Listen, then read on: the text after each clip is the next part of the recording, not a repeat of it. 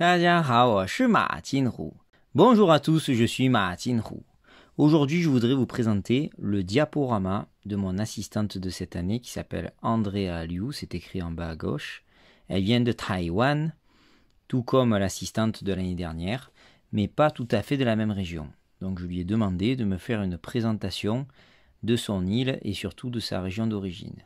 Allez, c'est parti!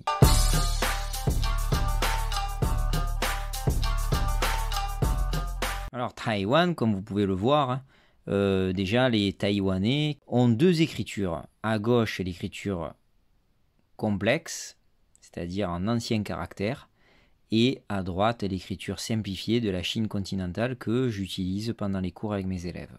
Là, vous avez une photo de la capitale qui s'appelle Taipei, avec la tour 101, parce qu'elle a 101 étages. Alors Taïwan se trouve en bas à droite de la Chine, et donc c'est une île d'environ 23 millions d'habitants. Alors Taïwan, on dit souvent que ça ressemble à une feuille d'arbre.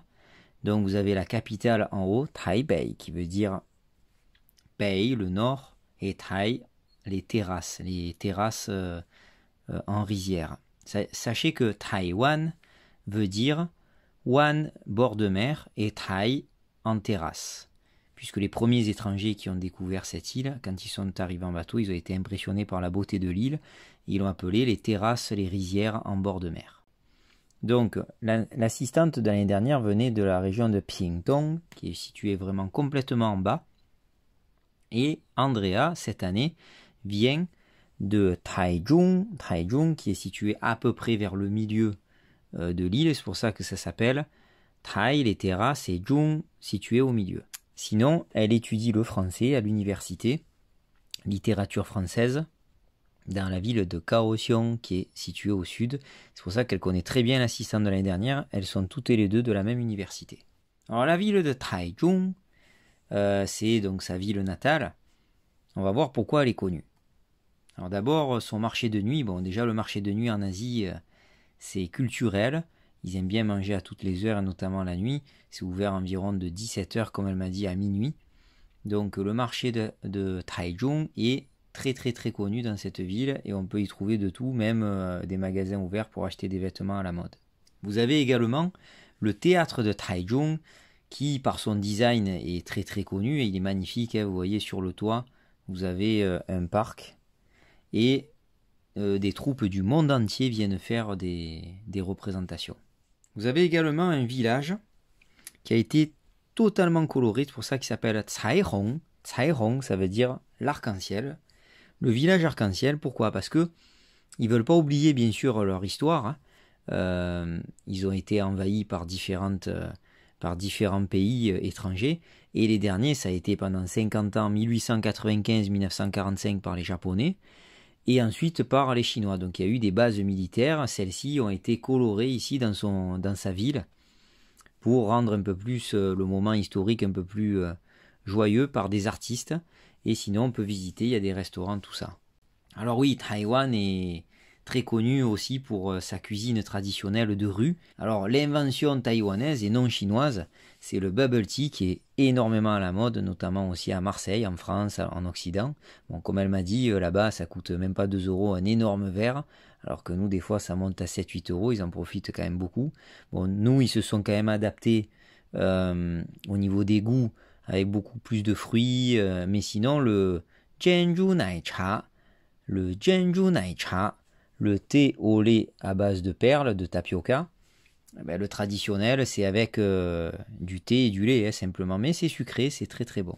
Il y a beaucoup de spécialités, mais elle m'a dit qu'il y en a une à base de porc, qui s'appelle le riz au porc braisé, qui est apparemment excellent, avec une recette de grand-mère qui est très difficile à connaître. Elle m'a dit que c'est sur un lit de riz et que vraiment ce qui fait la différence, c'est la sauce.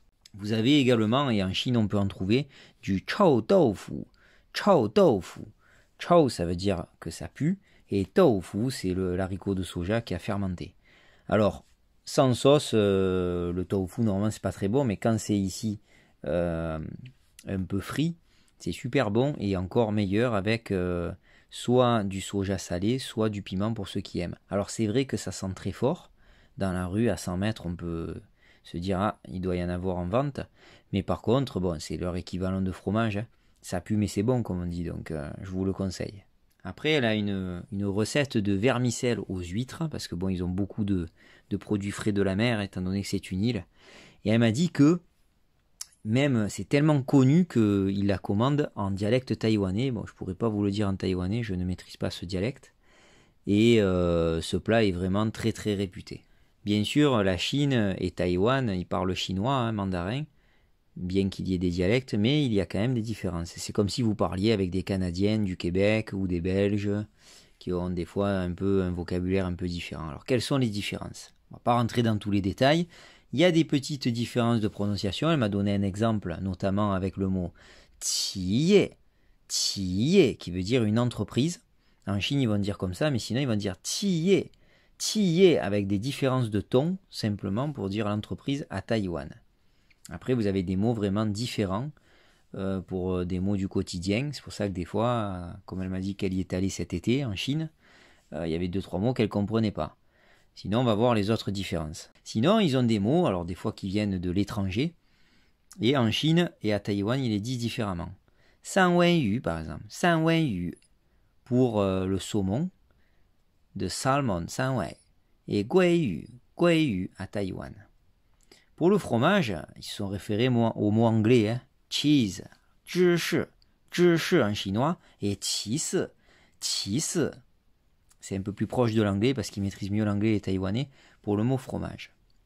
Les chips, bien sûr, qui ne viennent pas ni de Chine, qui ne viennent ni de Chine ni de Taïwan, ils ont soit traduit en chinois shu pian, qui veut dire des tranches de pommes de terre, ou yang yu pian, des tranches de la famille des radis, taros, enfin tout ce qui a un rapport avec les pommes de terre, qui viennent de la terre, mais de l'océan. Donc ça veut dire que ça vient au-delà des mers, ça ne vient pas de chez eux. Et enfin, vous avez le mot yaourt, pareil. Alors, les Chinois, ils ont dit suan nai, nai, le lait, et suan, acide. Puisque quand on ne mange pas avec du sucre nature, des fois c'est un peu acide. Par contre, ils se sont référés à l'anglais de yogurt. Enfin, pour terminer, il y a des différences d'écriture. Outre le fait qu'il y ait des différences de phonétique, de pinyin, mais là c'est un peu trop technique pour vous, sachez que les Taïwanais, les Hongkongais par exemple, hein, les gens de Macao, qui ont été envahis pendant longtemps, ils ont voulu garder l'ancienne écriture chinoise qui a été simplifiée dans les années 1950 sous Mao. Et vous avez à gauche à chaque fois l'exemple des vieux caractères qu'à Taïwan ils utilisent. Alors des fois, très souvent, il y a une meilleure logique au niveau de l'histoire, ils sont plus durs. Mais par exemple, dans le mot amour, vous avez le cœur au milieu pour le sentiment. Malheureusement, il a disparu en simplifié. Après, vous avez le mot fils ou enfant. Vous avez vu qu'ils ont enlevé que la partie de haut. Ici, ils ont enlevé la partie de droite pour les parents proches. Et pour le mot nouille, ils ont enlevé un gros morceau. Voilà, au niveau des exemples, j'espère que ça vous a plu. Je remercie Andrea, bien sûr, pour son super travail. Elle a présenté à tous les élèves en français, je la félicite. C'est un niveau excellent de français qu'elle a. Mais j'avais envie de vous faire partager aussi sa présentation. À très bientôt. 再见. À bientôt sur ma chaîne. Et n'oubliez pas de partager et de liker.